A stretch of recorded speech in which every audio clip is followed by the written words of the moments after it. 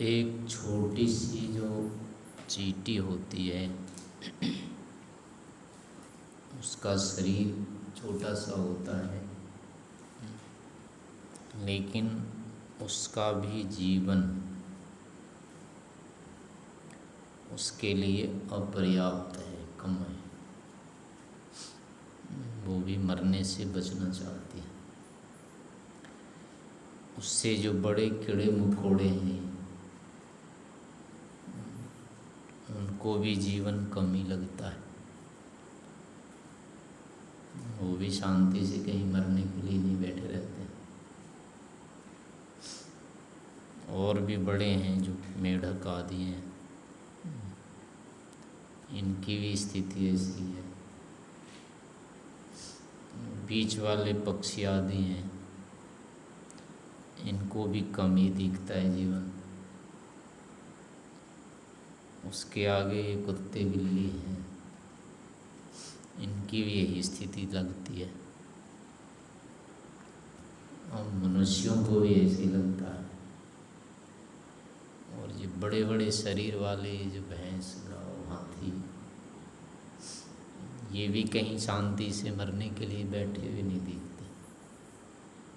तो सभी के लिए इतना बड़ा शरीर जैसे हो गया, तो कम से कम छोटे शरीर वालों में तो कुछ कम आता है, हो सकता है।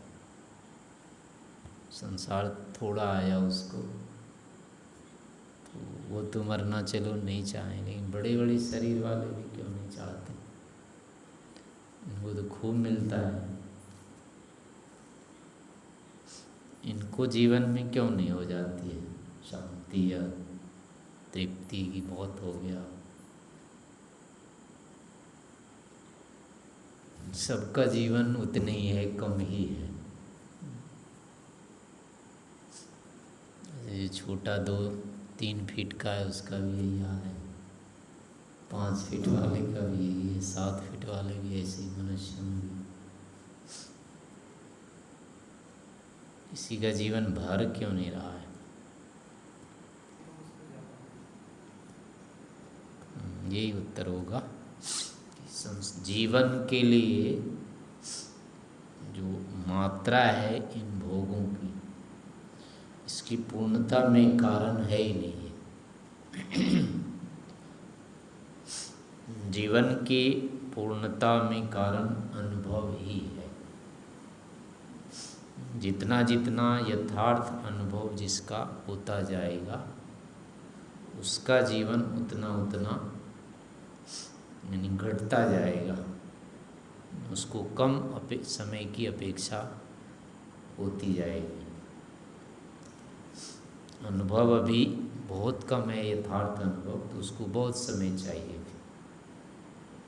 उसके लिए समय की अभी सीमा नहीं दिखेगी, बहुत समय लगेगा उसको। लेकिन जिसके यथार्थ अनुभव बढ़ते जा रहे हैं, जैसे जैसे संसार उसके लिए छोटा होता जाएगा, नहीं उतनी आवश्यकता उसकी नहीं होगी, कम होती जाएगी धीरे। वो था ना, अंधो मणिम अविध्यत तमंगुली रावयत, और अजीमो तद्यव्य पूजत पूजयत है, उसके पहले एक और रह गया।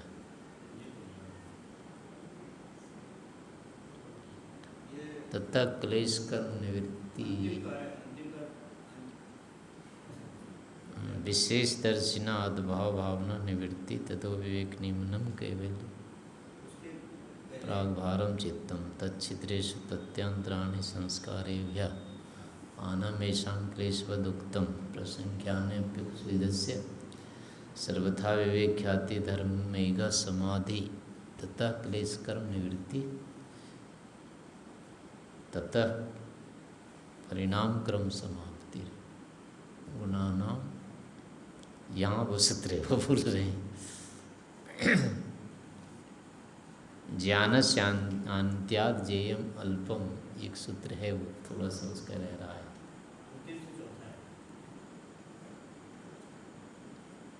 यानी ज्ञान जब अधिक हो जाता है, उसकी विवेक की मात्रा जब बढ़ जाती है, तो उसके विषय जो होते हैं थोड़े हो जाते हैं। विवेक की मात्रा जब बहुत अधिक बढ़ जाती है तो उसके लिए सारा जो संसार है छोटा हो जाता है। इसका मतलब है कि विवेक कम यदि है तो संसार बड़ा रहेगा, सब कुछ अधिक दिखेगा, जानना है ये जानना है जानना है लगता रहेगा। लेकिन जैसे जैसे आत्मज्ञान हो जाता है वैसे वैसे क्या होता है, फिर जो जे विषय होता है वो कम होता जाता है, यानी कम लगता जाता है। पूरा धर्मिक समाधि होने के बाद उसके लिए जो नाम मात्र का ये जय रह जाता है। इससे बात ये आती है कि मूल है यहाँ पर यथार्थ अनुभूतियों का संग्रह। जीवन चाहे जितना छोटा है चाहे जितना लंबा है, भोग चाहे जितनी कम मात्रा में हो रहा है चाहे अधिक से अधिक मात्रा में हो रहा हो, वो कोई विशेष कारण नहीं रहता है। भोगों की मात्रा से यहाँ पर कोई विशेष उपलब्धि नहीं होती है। विषय का जो निश्चयात्मक यथार्थ ज्ञान है वही यहाँ मुख्य कारण होता है। इसलिए संसार में जो है उपलब्धि जो नाम की चीज़ है, जो पाने की चीज़ है, वो तत्व ज्ञान ही है। यहाँ कुछ मिलना, कुछ पाना, कुछ होना, इसका सीधे सीधे अर्थ है तत्व ज्ञान का संग्रह होना। धन है, संपत्ति है, मान है, सम्मान है, ऐश्वर्य है, जीवन काल है, सुख सुविधाएं हैं, इनका कोई महत्व नहीं होता है जीवन के लिए। ये कितने ही अधिक हो जाएं लेकिन जीवन पर्याप्त नहीं होगा, उसका कोई कोना भरेगा नहीं इससे। जीवन इनको कोई महत्व नहीं देता है, सबको रगड़ रगड़ के ख़त्म कर देता है, फिर खड़ा हो जाता है वहीं के वहीं। तो ये जो भोग हैं इनकी मात्रा जो है जीवन को रोक नहीं सकते।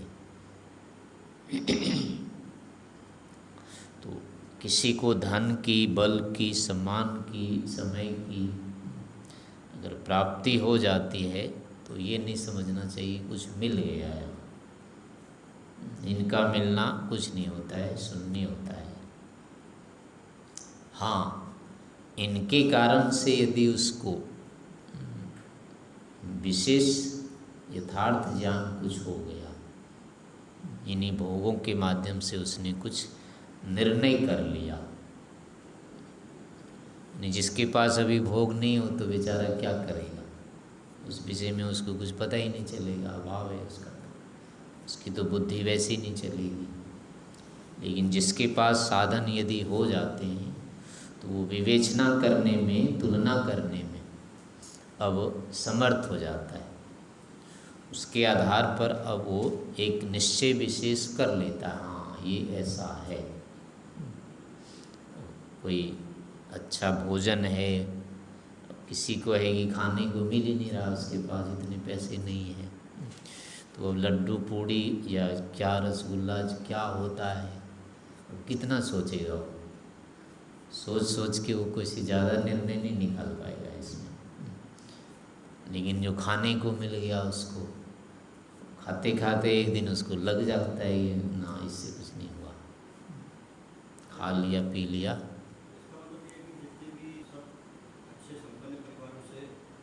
सब खाए पिए रहते हैं।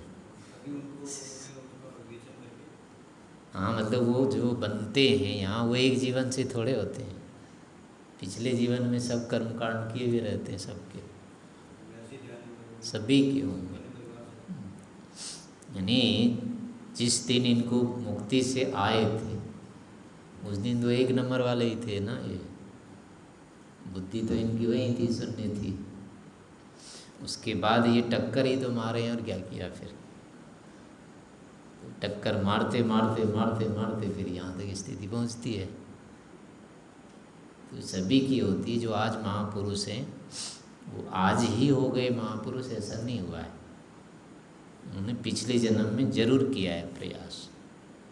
कई जन्मों का अनुभव संग्रहित होता है तब जा कर के स्थिति बनती है, वैसे नहीं होता, एक जन्म में नहीं हो जाएगा। हाँ, लेकिन इसमें चक्कर भी वही होते हैं। व्यक्ति पहुँचते पहुँचते भी गिर सकता है, गिर जाता है। अनुभव करते करते भी अगर मिथ्या हो गया, कुछ बाधा आ गई, वो कम रह गया तो फिर वहीं फिसल जाता है। जैसे वो सांप सीढ़ी वाला खेलते हैं, चलते चलते एक दो रहता है पहुंचने में और गिर जाते हैं, फिर वहीं आ जाते हैं 3 पर 4 पर, फिर चलते रहते हैं, चढ़ते चढ़ते चढ़ते फिर 21-22 में जाते हैं और फिर उतर जाते हैं 2 पर। तो अगर ऐसे जैसे नदी का कोई नदी हो, व्यक्ति पार तो कर गया लेकिन जाते जाते किनारे में वो थक गया एकदम से, और चढ़ने की वहाँ नहीं है, कोई घाट नहीं है ठीक से, चढ़ना उसको है, तो अब क्या होगा, वो गिरेगा वो तो नदी पार करके भी डूब सकता है। तो ऐसे ही भोगों में करते करते करते अनुभव करते करते एक बार भी अगर मिथ्या जान उठ गया, नहीं अभी और हो सकता है, तो फिर घूम जाएगा वो। अध्ययन करते करते करते करते उसको और किसी विशेष सम्मान मिल गया और कुछ हो गया, कोई रास्ता दूसरा खुल गया उसके लिए, तो उसमें चला गया, फिर वो चक्कर खाता रहेगा। तो ऐसे ही है यहाँ पर, लगातार मतलब करते रहना होता है। ऊपर उठ करके भी व्यक्ति अगर ध्यान नहीं दे, हमका अपना जो लक्ष्य उसका है कि इससे हमको बाहर निकल ही जाना है, जब तक ऐसा नहीं बना लेता है तो कितने ही मतलब योग्यता प्राप्त कर ले, वो फिर फिसल सकता है। स्थानीय उपनिमंत्रणे संगस्मया अकर्णा पुनः अनिष्ट प्रसंगात, यानी वो तो उसके लिए कहा है ना जिसको विवेक हो जाता है, समाधि लग जाती है, उसका भी खतरा होता है गिरने की। तो वहाँ तक की स्थिति है, दग्धबीज से पहले पहले व्यक्ति कभी भी फिसल सकता है, वो कहीं भी जा सकता है। और समाधि लग रही थी उसको किसी ने पटक करके शराब पिला दिया, और वो बेचारा क्या करेगा, वो वापस जाएगा। पिला हैं? नहीं, एक बार नहीं पिलाएगा, कई बार पिलाएगा उसको, फिर बुद्धि उसकी इधर उधर हो जाएगी, फिर अपने आप पीने लग जाएगा, फिर उसकी समाधि चौपट नहीं रहेगी। सभी को लग सकती है, उसमें क्या है। अगर उसको लंबे काल तक 4-6 महीना पिला दिया ज़बरदस्ती, महीना 2 महीना तो शायद रोक भी ले वो, लेकिन ज़्यादा लंबा हो जाने पर तो उसकी वो हो जाएगी ना, चित्त की स्थिति मतलब द्रव्यात्मक परिवर्तन आ जाएगा। हाँ, उसकी इंद्रियां ही हो जाएगी, यानी चित्त ही उसका बदल जाएगा, उसका जो बना था ना सत्व बहुल जो हुआ था वो तमस में चला जाएगा, अब नहीं रुकेगा वो, उसको फिर करना पड़ जाएगा मेहनत। अगले जन्म में हो सकता है कि वो यानी याद कर ले इसको, लेकिन मान लो फिर वातावरण मिल गया बिगड़ा बहुत अधिक, नहीं ईश्वर ऐसे बनाएगा नहीं। वो ये हो सकता है किसी न किसी तरह से उसी को होश आएगा, फिर वहाँ से भाग लेगा, दुष्टों से निकल करके फिर अच्छों में जाएगा, फिर करेगा। ईश्वर पकड़ के नहीं चढ़ाता है ऊपर। हाँ, उसके लिए अगर वो कर रहा है ना, प्रार्थना कर रहा है, जो जल्दी हो जाएगा, इतना तो है। यानी पीछे अगर है उसका अभी बचा हुआ 10% बिगड़ा है, 90% ठीक है तो बहुत जल्दी हो जाएगा, फिर वापस आ जाएगा। लेकिन बहुत ज़्यादा बिगड़ गया फिर ज़रूरी नहीं है उसको, बिगड़ सकता है, संभावना मतलब रहती है इसमें। ये भी तो एक एक बुद्धि का संग्रह है ना, संस्कार जो बन रहे हैं एक एक बुद्धि से बन रहे हैं, उसमें दुर्बुद्धि घुस सकती है बीच में घुस गई तो इसमें जो आया है ना मिथ्या विपर्योग, क्या था वो, क्लिष्टा अक्लिष्टा, क्लिष्टों में अक्लिष्ट और अक्लिष्टों में क्लिष्ट घुस जाते हैं ये, और वो बिगाड़ देते हैं फिर उसको। तो बिगड़ने की स्थितियाँ इसमें बहुत रहती है। तो फिर भी यहाँ संसार यदि है ये तो होता रहेगा, इसमें अनित्य है, परमाणु है, या जो आधार इसका है वो संयोगजन्य है, अनित्य है, तो बिगाड़ की संभावना तो रहती है। लेकिन जैसे बिगाड़ की वैसे सुधार की भी है, दोनों चीज़ें हैं। उतनी जल्दी ये सुधर भी सकता है और बिगड़ भी सकता है। ये है कि बिगड़ना यहाँ जल्दी होगा, एक दीवार बनाने में तो महीनों लगते हैं, और 2 छेद कर दे तो वैसे गिर जाएगा, वो एक दिन में हो जाएगा। तो क्योंकि बिगाड़ने के लिए थोड़े अवयव भी कम कर देना, इधर उधर करना पर्याप्त होता है, लेकिन संभालने के लिए तो पूरे नियम चाहिए, पूरी स्थितियाँ चाहिए, सबका संतुलन, पूरे का संतुलन होता है। बिगड़ बनने में जितना है वो आरंभ से अंत तक, यानी नींव से लेकर के छत तक के पूरा संतुलन रखना होता है अगर दीवार बनानी हो तो। और गिराने में तो एक छेद कर दो नीचे, बस 2 ईंट उसकी टेढ़ी कर दे तो गई दीवार, आगे अपने आप चली जाएगी। तो बिगड़ने में, असंतुलन करने में तो थोड़ी ही रहती है, लेकिन निर्माण में सारा पूर्वापर संतुलन करना होता है। इसलिए जो धर्म कार्य होते हैं या अच्छे कार्य होते हैं, जो अच्छे लोग होते हैं, उनको बहुत अधिक मेहनत करनी होती है, और दुष्ट लोग होते हैं उसको थोड़े से में बिगाड़ देते हैं, क्योंकि बिगाड़ना सरल होता है, कुछ अवयव भी करने पड़ते हैं इधर उधर, संभालने के लिए तो सारा कुछ करना पड़ता है। इसलिए अच्छे व्यक्ति को अधिक समय लगता रहता है, बुरे व्यक्ति को थोड़ा समय लगता है। तो वही नियम जैसे बाहर द्रव्यों में लग रहे हैं, ऐसे ये चित्त निर्माण में भी ये नियम लगेंगे। वहाँ भी अनुभूत तत्व ज्ञान का जो संग्रह ही होता है, और उसी संग्रह से चित्त बनता है, उसी के आधार पर चित्त की सात्विकता बनती जाती है। जितना जितना तत्व ज्ञान होता जाता है, चित्त उतना उतना सात्विक होता जाता है। मिथ्या ज्ञान जितना होगा उतना वो राजसिक या तामसिक होता जाएगा। तो चित्त सात्विक होता है तो उसमें ज्ञान फिर ठीक काम करता है, सात्विक नहीं रहा तो ज्ञान फिर बिगड़ जाता है, काम नहीं करता है उसमें।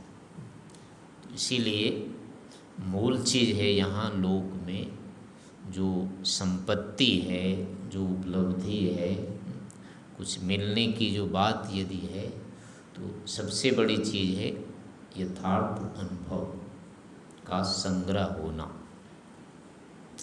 जिसके पास जितना अधिक अनुभव संग्रहित हो गया वो उतना ही बड़ा, या उसको वृद्ध कहेंगे, वो उतना ही श्रेष्ठ हो जाता है। वो चाहे अभी बच्चा है, चाहे जवान है, चाहे बूढ़ा हो गया। यो नु चाना सनो महान, जो परम विद्वान होता है यहाँ वही बड़ा होता है सबसे, यानी विद्या ही बड़ी चीज़ होती है, तत्व ज्ञान ही सबसे बढ़ कर के होता है। तो इस कारण से लोक में पूरा ये प्रयास करना चाहिए कि हम यथार्थ अनुभव का संग्रह करते रहें, यथार्थ अनुभव को बनाते रहें, यथार्थ अनुभव को बढ़ाते रहें, उसे बढ़े हुए की रक्षा करते रहें, उसको बिगड़ने नहीं दें। तो ऐसा यदि हम करते जा रहे हैं तो निश्चय से हमारे लिए एक दिन संसार छोटा हो जाएगा, छोटा होता जा रहा है। हमको इतने अधिक जीवन की आवश्यकता नहीं पड़ेगी, हमको थोड़े से काल के लिए, यानी जीवन हमारा थोड़े काल अपेक्षित हो जाएगा, उसको बहुत समय की अपेक्षा नहीं रहेगी। तो इसलिए यहाँ पर चाहे मनुष्य हैं, पशु हैं, पक्षी हैं, इनका भी जीवन इसी आधार पर चलता रहता है। इनको भी उन वस्तुओं के भोग से उस प्रकार के कर्म फल पूरे हो जाते हैं और फिर इनको मनुष्य जीवन में आकर के पिछले जैसे संस्कार होते हैं, उस आधार पर इनका जीवन आरंभ हो जाता है। तो मनुष्य जीवन में भी जो जीवन का एक प्रकार से आधार है, वो इन्हीं अनुभूतियों का, तत्वज्ञान के अनुभूतियों का संग्रह ही है। वो जितना अच्छा संग्रह है जीवन उतना अच्छा है, जितना कम है संग्रह उतना जीवन छोटा है, जितना अधिक संग्रह है जीवन उतना बड़ा है या महान है। तो इसके लिए चाहे किसी भी क्षेत्र में कार्य कर रहे हैं, किसी भी विषय को लेकर के कार्य कर रहे हैं, हर से निष्कर्ष ये निकालते जाना चाहिए, यथार्थता क्या है इसमें, वास्तविकता क्या है, वही देखने चाहिए। तो ऐसे खाते समय भी वही देखना चाहिए कि इसमें क्या वास्तविकता है, अंतिम सार यहाँ पर क्या है। देखते समय भी ऐसे करना चाहिए कि इसकी वास्तविकता क्या है। सुनते समय भी ऐसा है कि वाणी की यथार्थता क्या है। सूंघते समय, छूते समय, सभी विषयों में निष्कर्ष निकालने का प्रयास करना चाहिए कि आखिर इसका अंतिम उपयोग क्या है या इसका अंतिम सार क्या है, इस विषय का अंतिम प्रयोजन क्या है। इस निमित्त से यानी मन में इस बात को रख के यदि भोगते हैं, खाते हैं, पीते हैं, देखते हैं, सुनते हैं, कुछ भी करते रहते हैं, लेकिन उसमें अगर ये ढूंढते रहते हैं कि इसका अंतिम प्रयोजन क्या है, इसकी सार्थकता कहाँ है, ऐसे मन में जिज्ञासा करके इन चीज़ों का अनुभोग यदि करते रहते हैं तो निश्चय से वो चीज़ अनुभूति सामने आती है। और ऐसे करते करते धीरे धीरे क्या होता है, इन वस्तुओं में जिसको कहेंगे वैराग्य होता जाता है। यानी वैराग्य होना और कुछ नहीं होता है, इनकी वो निरर्थकता ही समाप्त होती है। ये जो हमको दिन रात सार्थक लगते रहते हैं, उपयोगी लगते रहते हैं, बहुत पता नहीं क्या चीज़ है, ये आश्चर्य रूप जो लगते रहते हैं, ये ही कम होते जाते हैं। जैसे जैसे यथार्थ अनुभूति होती जाएगी, इनके प्रति हमारी जो जिज्ञासा होती है वो कम होती जाती है। तो इनके विषयों के प्रति जो जिज्ञासा का कम होना है, यही बंधन का ढीला होना भी है, यही अविवेक का हटना होता है और यही जीवन के काल को कम करने वाला होता है। यदि ये ज्ञान नहीं हो रहा है तो पता नहीं कितने जीवन लगते रहेंगे। ये काल बढ़ता जाएगा, जीने का या जीवन का क्रम बढ़ता चला जाएगा। लेकिन अगर ये ज्ञान होता जा रहा है, अनुभव, तो निश्चय से जीवन का जो क्रम है वो घटेगा। वर्तमान जीवन का जो काल होता है वो तो रहता ही रहता है, लेकिन फिर भी उसकी उपयोगिता उतनी नहीं रहती है। एक व्यक्ति को नहीं हुआ है तो उसको बुढ़ापे तक भी जीवन चाहिए और उस पर भी उसको लगेगा कि अभी तो कम है और चाहिए था, ये लगेगा। लेकिन जिसको यथार्थ का ज्ञान हो जाएगा उसको दिख जाएगा अब जीवन की ज़रूरत नहीं है, ये जो चल रहा है ठीक है, अपना जितना चल गया फालतू है, उसको फालतू जीवन दिख जाता है, उसको लगने लगता है ये तो ढोने की चीज़ है। और नहीं हुआ तो फिर उसके लगता है कि बहुत बड़ी चीज़ है।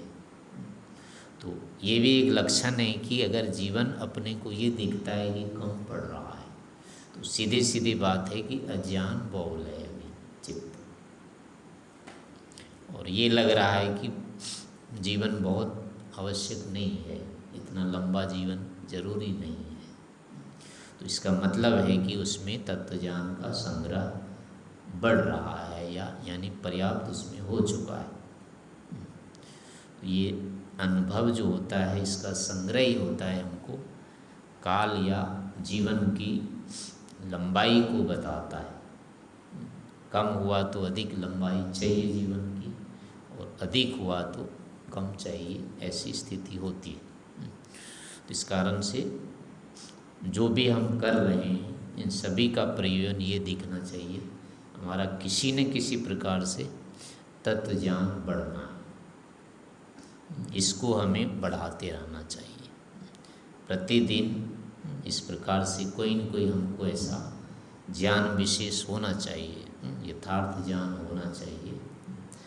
ऐसे यदि हमारा जीवन चल रहा है तो उस चीज़ से सार्थक हो रहा है जीवन।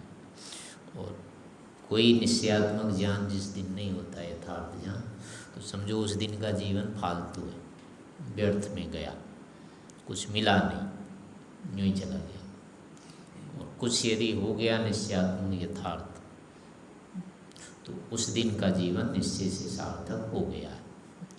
तो इस कारण से पढ़ने में, लिखने में, जो भी जितने कार्य कर रहे हैं व्यवहार काल में, हर समय यही विशेष रूप से ध्यान रखना चाहिए कि हमारा यथार्थ अनुभूति बढ़ती जाए, हमारा अनुभव बढ़ता जाए, और धीरे धीरे यही हमको एक दिन सफल कर देगा।